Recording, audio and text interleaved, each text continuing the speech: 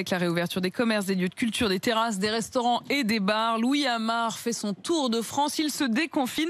Vous sillonnez la France, cher Louis, toute la semaine et ce matin, vous êtes auprès des commerçants à Montluçon.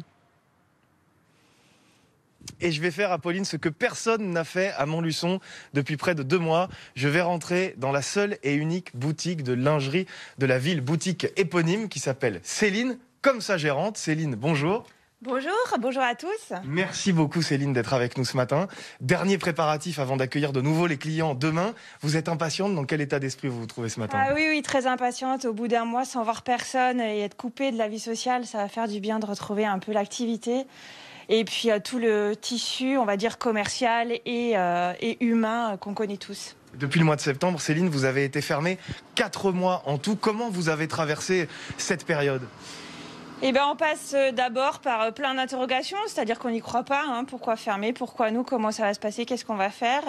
Après, des questions par rapport à notre marchandise. Comment faire pour les couler? Comment ça va se passer? Après, on a eu une date de réouverture, donc on s'est tous préparés.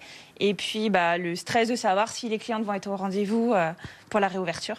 Et ça, on le saura très vite, on le saura dès demain. Une question quand même, Céline, c'est le protocole sanitaire. Il faudrait que vous nous montriez, que vous nous fassiez la visite guidée du protocole sanitaire qui régira les entrées et les sorties dans votre magasin. A pas beaucoup changé par rapport à ce qu'on avait déjà, nous, mis en place au magasin. Donc, dès l'entrée, le petit gel hydroalcoolique sur les mains.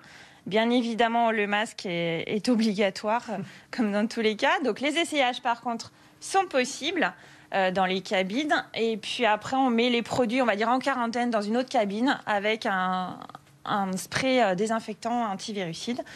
Les produits sont laissés 24 heures en cabine et on les range le lendemain, en fait, pour le réessayage éventuel. On va aller voir justement une cabine. Est-ce que vous avez craint à un moment de ne pas pouvoir faire essayer vos produits? On rappelle, c'est une boutique de lingerie, donc évidemment, c'est crucial de pouvoir les essayer. Oui, mais c'est même primordial. S'il n'y a pas d'essayage, c'est quand même difficile de conseiller, de savoir connaître les tailles, sachant qu'il n'y a pas beaucoup de clients qui les connaissent. Et puis, on ne fait pas notre métier. Notre métier, c'est d'essayer, c'est de conseiller, c'est de discuter avec la clientèle pour appréhender au mieux ses besoins. Est-ce que vous avez senti ou est-ce que vous avez peur de sentir une petite appréhension chez certains de vos clients, justement du fait de ce protocole sanitaire? J'ai des clientes que j'ai pas revues en plus depuis mon déménagement, parce que j'ai déménagé en décembre 2019. Donc je les ai pas revues, elles sont un petit peu revenues là depuis le mois de novembre. Mais c'est vrai que oui, il y a des personnes qui sont fragiles au niveau santé et qu'on n'a pas encore revues. Un dernier mot, Céline, les aides. Est-ce que vous avez touché de l'argent? Est-ce que vous avez pu être accompagné financièrement pendant cette période? Alors pour l'instant, non. On a monté le dossier, on attend de voir. Dans la théorie, les aides sont possibles. Les aides vont certainement être débloquées dans le mois de mai.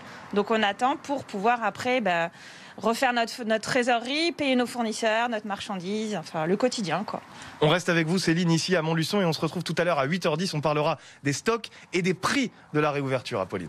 À tout à l'heure, Louis qui continue son tour de France, 7h13 sur RMC.